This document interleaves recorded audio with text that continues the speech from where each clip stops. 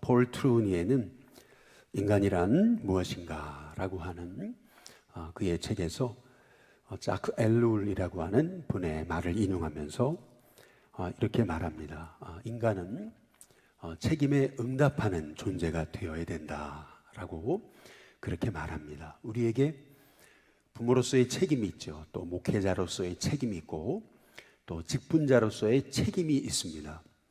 또 사회의 백성으로서의 책임이 있는 거죠.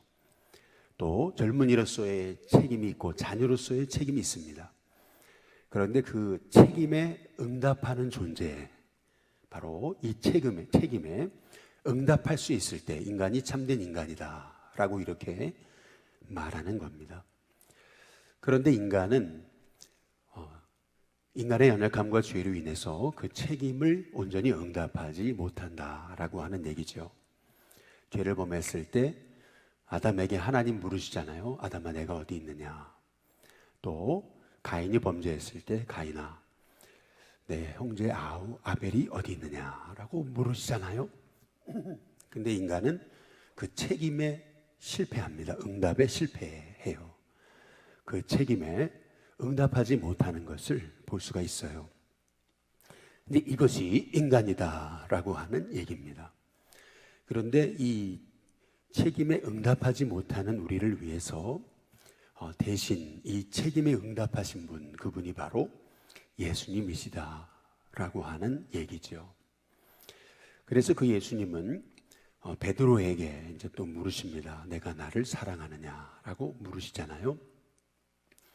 베드로도 책임에 응답하지 못했습니다. 제자이지만 예수님이 십자가에 죽으실 때 제자로서의 책임을 응답하지 못하고 결국 도망치죠. 책임에 응답하지 못합니다. 그 베드로를 향해서 예수님이 주셨던 말씀, 내가 나를 사랑하느냐라고 물으시잖아요. 한 번도 아니고 3번을 물으시는데 처음 2번은 아가파스메, 아가페의 사랑으로 날 사랑하느냐. 그때 베드로는 필로세라고 대답을 하잖아요. 자기가 아가페의 사랑으로 주님을 사랑할 수 없음을 이제 고백하고 있는 거죠. 결국 예수님도 3번째는 필로이스메라고 필레이스메라고 물어보시는 겁니다. 그때 베드로는 다시 한번 필로세라고 대답을 하죠. 결국 우리는 우리의 힘으로는 이러한 우리에게 맡겨진 책임을 온전히 감당할 수 없는 존재인 거죠. 그러나 그럼에도 불구하고 우리가 예수님의 사랑, 예수님을 향한 사랑을 회복할 때 우리는 책임에 응답하는 존재가 된다라고 하는 것을 이제 말하고 있습니다. 오늘 우리가 함께 읽은 말씀에서도 우리는 인간은 어떤 존재인가라고 하는 것을 우리가 오늘 말씀을 통해서 깨달아요. 여기 32장 1절에 보면 백성이 모세가 산에서 내려옴이 더딤을 보고라고 이렇게 말합니다. 얼마나 모세가 산에서 내려옴이 더뎠냐? 40일입니다. 불과 40일 만에 백성은 뭐라 그러냐면은 백성이 아론에게 이르러 말하되 일어나라, 우리를 위하여 우리를 인도한 신을 만들라. 이 모세 곧 우리를 애굽 땅에서 인도하여 낸 사람은 어찌 되었는지 알지 못함이니라. 이스라엘 백성들이 불과 40일 만에 그들을 구원하시고 출애굽시키시고 또 이렇게 광야로 인도하신 그 하나님을 잊어버립니다. 정확히 말하면은 이스라엘이 신의 광야로 오게 된 그 날은 3개월이 지난 후입니다. 그리고 모세가 시내산에 올라가서 있었던 시간이 40일이니까 총 합하면은 6개월도 안 돼가지고 이스라엘 백성들은 그 구원의 감격을 잃어버린 겁니다. 그 하나님, 그들을 출애굽시키신 여호와 하나님, 그 하나님을 이스라엘은 잊어버렸어요. 여기서 우리는 이제 우리가 알 수 있는 것이 너무나 중요한 사실이 있죠.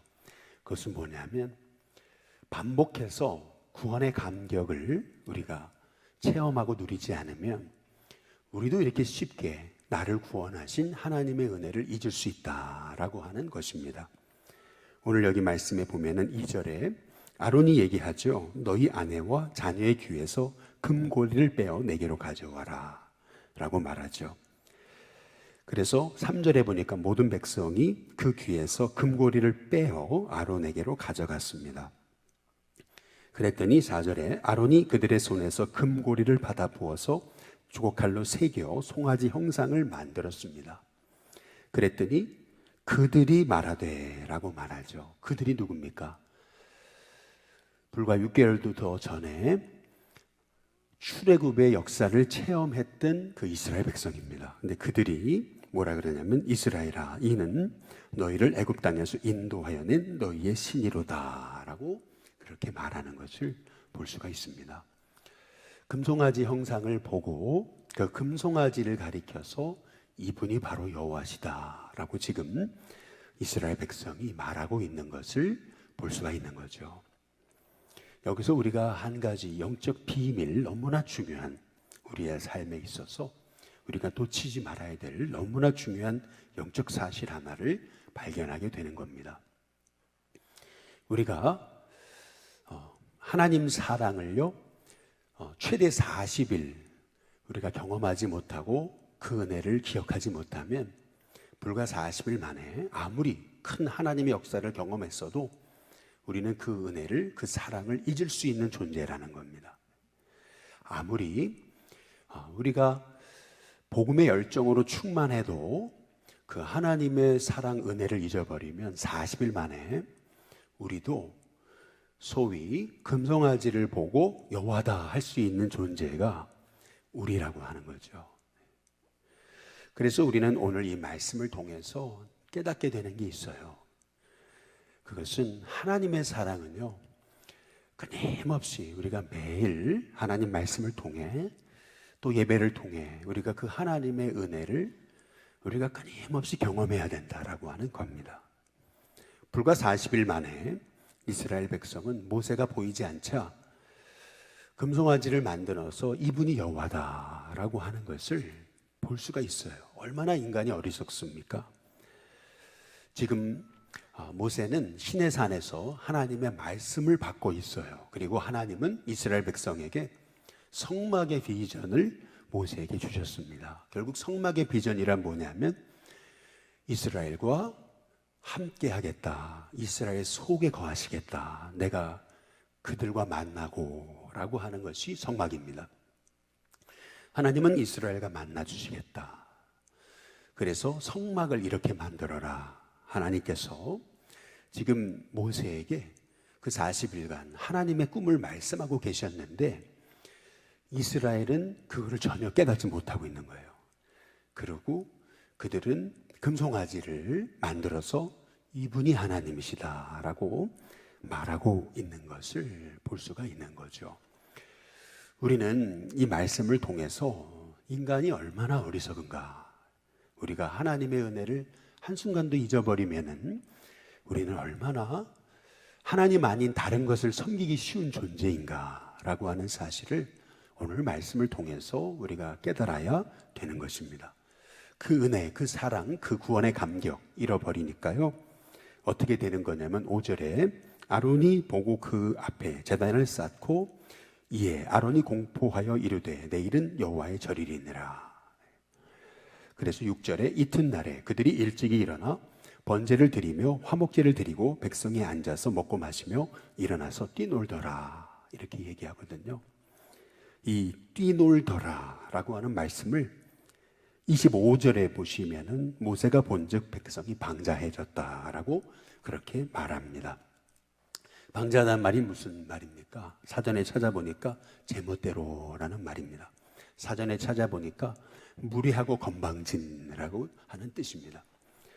다시 말해서 아무리 하나님의 백성이라도 은혜 잃어버리니까, 그 사랑 잃어버리니까, 그 구원의 감격 잃어버리니까 방자해지는 것입니다.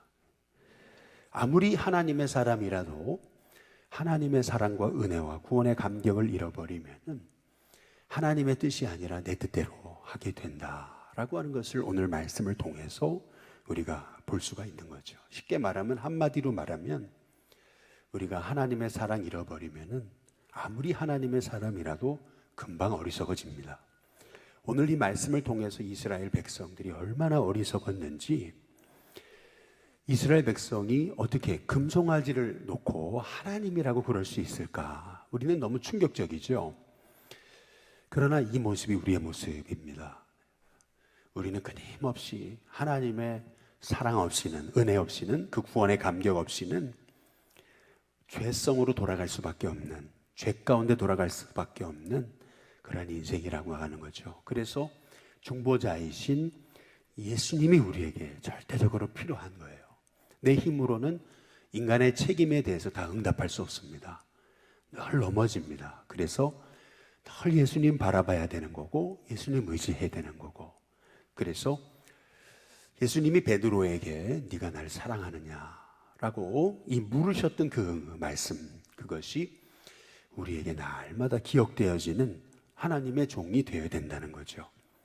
은혜 잃어버리니까 백성이 먼저는 방자해져 버렸습니다. 두 번째는 어떻게 되냐면 7절에 보시면 여호와께서 모세에게 이르시되 너는 내려가라. 내가 애굽 땅에서 인도하여 낸 내 백성이 부패하였도다. 이제 이렇게 말씀하십니다. 은혜 잃어버리니까 그의 믿음이, 모습이 영적으로 부패하게 되는 겁니다. 사실 제일 보기 힘든 신앙이 변질된 신앙입니다.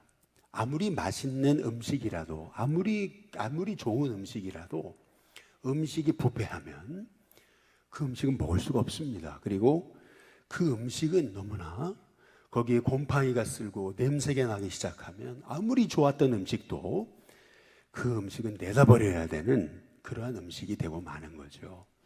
신앙도 똑같습니다. 그 신앙이 변질되게 되면은 그 신앙은 더 이상 내다버려야 되는 거지, 그 신앙은 절대 쓰임받을 수가 없는 거죠. 지금 이스라엘 백성이 불과 40일 만에 부패해져 버렸습니다. 그 이유는 뭐냐면 하나님의 사랑을 잊어버렸기 때문에 그렇습니다. 이스라엘 백성을 구원해내신 하나님을 잊어버리니까 결국 그들은 방자해지고 부패해져 버린 거예요. 토마스 아퀴나스가 교황과 나누었던 유명한 대화가 있잖아요. 교황이 아주 부유해진 교회를 바라보면서 마음이 뿌듯해가지고 이제 옛날 예수님이 말씀하셨던 은과 금은 내게 없거니와 하셨던 그 말씀이 이제는 더 이상 우리에게 해당되지 않는다고, 이제는 우리에게는, 이 교회에는 은과 금이 풍부하다고 이제 그랬더니 토마스 아퀴나스가 얘기했던 얘기가 있죠. 그렇습니다. 은과 금은 이제 우리에게 있을진 모르지만 우리에겐 더 이상 나사렛 예수 그리스도의 이름으로 일어나 걸어라 하셨던 그 말씀의 능력은 잃어버렸습니다 라고 얘기한 그 유명한 일화는 신앙이 변질되는 순간 하나님의 능력도 사라진다는 사실을 우리가 깨닫게 되는 거죠. 오늘 이스라엘 백성은 불과 40일 만에 그 하나님을 잊어버리는 거예요. 우리가 오늘 이 말씀을 통해서 우리가 알 수 있는 것이 있죠. 하나님을 우리가 얼마나 쉽게 잊는가. 불과 40일입니다. 40일로 충분합니다. 이 말씀의 의미가 무엇입니까? 40일이 되기 전에 우리는 하나님의 은혜를 경험해야 돼요. 그것이 우리가 옛날 3년 전, 옛날 10년 전의 은혜가 아니고 오늘 내가 다시 하나님의 사랑 안에 그 은혜 아래 붙잡혀야 되는 거죠. 그 하나님의 말씀의 비밀에 붙잡혀야 내가 방자해지지 않습니다. 내가 부패해지지 않습니다. 그것이 오늘 하나님이 우리에게 주시는 하나님의 음성이게 되는 거죠. 뿐만 아니라 이스라엘이 하나님을 잊어버리니까 어떻게 되는 거냐면 9절에 이렇게 말씀하고 있는 거죠. 여호와께서 또 모세에게 이르시되 내가 이 백성을 보니 목이 뻣뻣한 백성이로다. 이렇게 말씀하십니다. 은혜를 잃어버리니까, 구원의 감격을 잃어버리니까, 그 사랑 잃어버리니까 결국 목이 뻣뻣해지는 거죠. 교만하게 되는 겁니다. 오늘 이 말씀을 통해서 우리가 깨달아 알게 되는 것이 있어요. 왜 이스라엘 백성들이 이렇게 목이 뻣뻣해졌나? 그것은 그들을 구원해내신 하나님의 은혜, 그 은혜를 잊어버렸기 때문에 이제 그런 것이죠.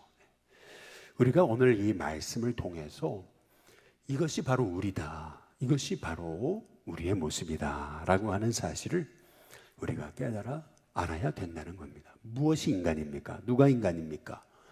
인간은 인간의 힘으로 자신의 주어진 책임을 다 응답할 수 없는 존재입니다. 그래서 예수님이 필요합니다. 예수님밖에 없어요. 내 인생의 중보자 대신 예수님밖에 없는 거죠. 그래서 오늘 여기 10절에 보니까 그런즉 내가 하는 대로 두라. 내가 그들에게 진노하여 그들을 진멸하겠다. 너를 큰 나라가 되게 하겠다 말씀하십니다. 결국 이렇게 방자해지고 부패하고 목이 뻣뻣한 백성은 하나님이 진노하실 수밖에 없는 거죠. 하나님이 진멸하실 수밖에 없는 겁니다. 그런데 참 너무 감사하게도 오늘 이 많은 이스라엘 백성이 다 멸망당하 죽게 당한 상황에서 모세라고 하는 한 사람의 중보기도로 이스라엘이 그 진노에서 해방됩니다. 여기 모세의 중보기도, 여기 11절부터 모세의 중보기도가 나와 있잖아요. 모세가 그의 하나님 여호와께 구하여 이르되 라고 이렇게 얘기하죠. 여호와여 어찌하여 그 큰 권능과 강한 손으로 애굽 땅에서 인도해 내신 주의 백성에게 진노하십니까? 어찌하여 애굽 사람들이 이르기를 여호와가 자기 백성을 산에서 죽이고 지면에서 진멸하라는 악한 의도로 인도해 내었다고 말하게 하시려 하나이까? 주의 맹렬한 노를 그치시고 그 다음 뭐라고 말씀하냐면 뜻을 돌이켜라고 말합니다. 주의 백성에게 이 화를 내리지 마옵소서. 뜻을 돌이켜달라고. 여기에서 우리가 알 수 있는 너무나 중요한 비밀이 있습니다. 그것은 한 사람의 중보자를 통해서 하나님은 뜻을 돌이키신다는 겁니다. 참 놀랍죠. 연약한 한 인생을 통해서 어떻게 하나님이 당신의 뜻을 돌이키시는가? 진노하셔서 진멸하시려고 했던 하나님의 계획을 중보자 한 사람을 통해서 그 뜻을 돌이키시는 거예요. 그 중보자가 누구셨느냐? 예수님이셨던 거죠. 예수님이 친히 우리를 위해 십자가에 죽으심으로 내가 응답해야 될 그 하나님의 마땅한 말씀을 내가 다 응답해내지 못한 그 말씀을 예수님이 대신 응답해 주심으로 바로 나의 허물과 죄가 용서받음을 통해 중보자이신 예수님의 그 중보로 내가 사는 거, 중보자이신 예수님으로 인해 나를 향해 계획해 되어졌던 그 죄악의 그 심판, 그 진노가 하나님이 그 뜻을 돌이키시게 되었던 역사, 그것이 바로 예수님의 십자가가 곧 예수님의 중보사역이셨던 것이죠. 오늘 이 말씀을 통해서 우리가 깨달아 알아야 되는 것이 있습니다. 여기 13절에 보면 주의 종 아브라함과 이삭과 이스라엘을 기억하소서. 주께서 그들을 위하여 주를 가리켜 맹세하여 이르시기를 내가 너희의 자손을 하늘의 별처럼 많게 하고 내가 허락한 이 온 땅을 너희 자손에게 주어 영원한 기업이 되게 하리라 하셨나이다. 모세의 기도가 끝나자 여기 14절에 보니까 여호와께서 뜻을 돌이키사라고 말씀하시죠. 말씀하신 화를 그 백성에게 어떻게 하세요? 내리지 아니하셨다라고 이렇게 말씀하십니다. 하나님의 마음은 그들을 출애굽시키셔서 하나님의 나라, 하나님 백성, 제사장 민족을 삼으시려고 했는데 그들은 40일 만에 그 하나님의 은혜를 잊어버리잖아요.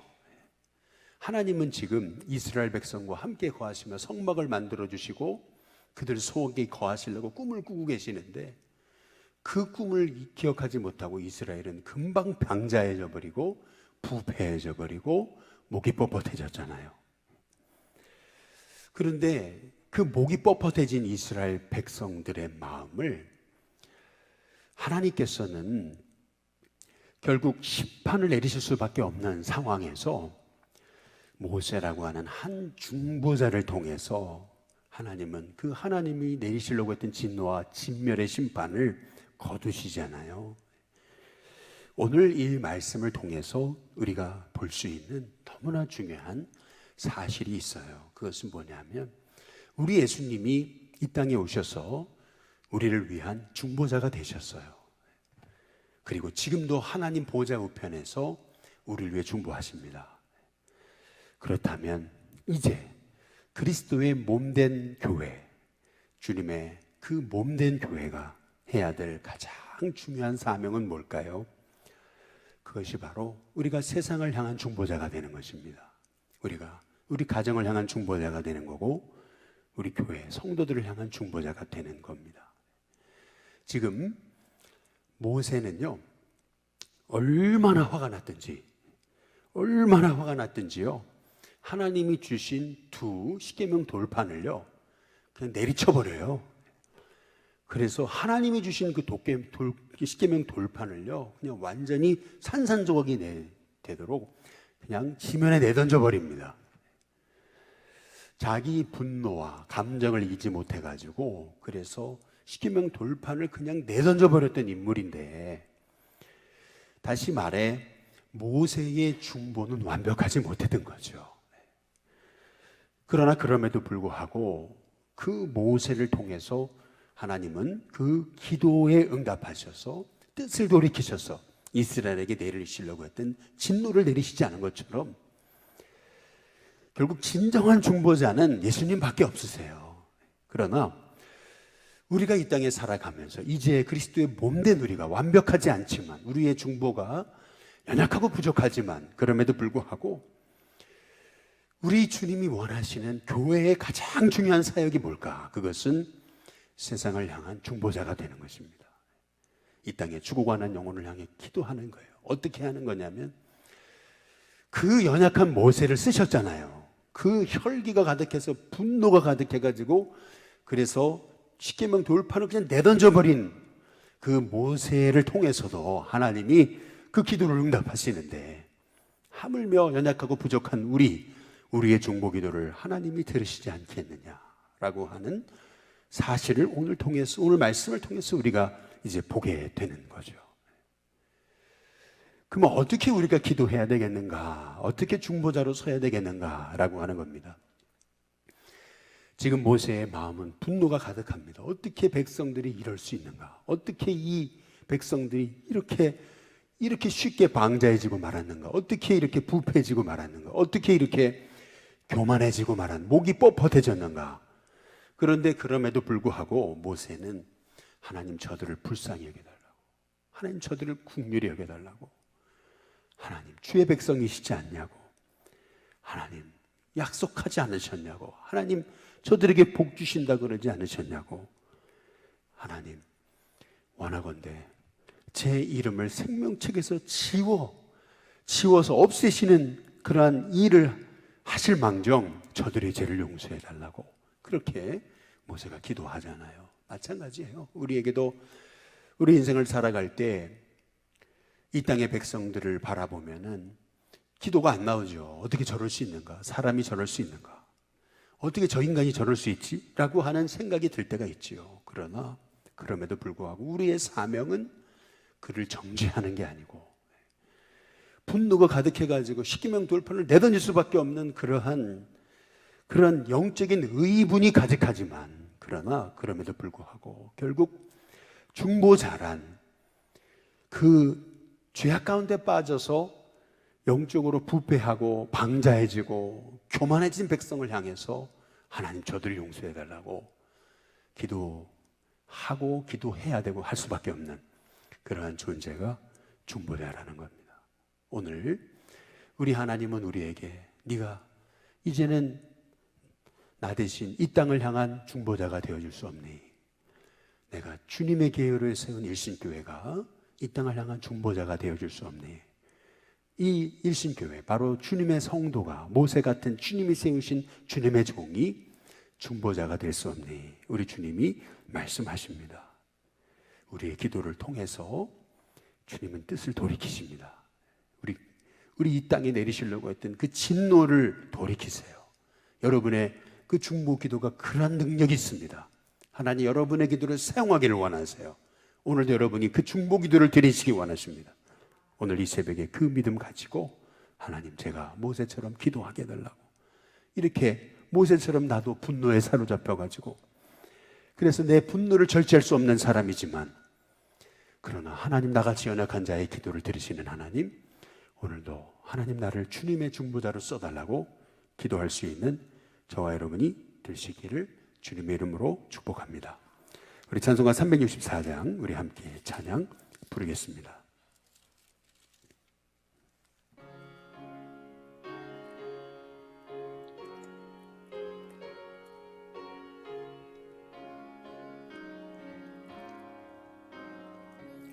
내 기도하는 그 시간, 그때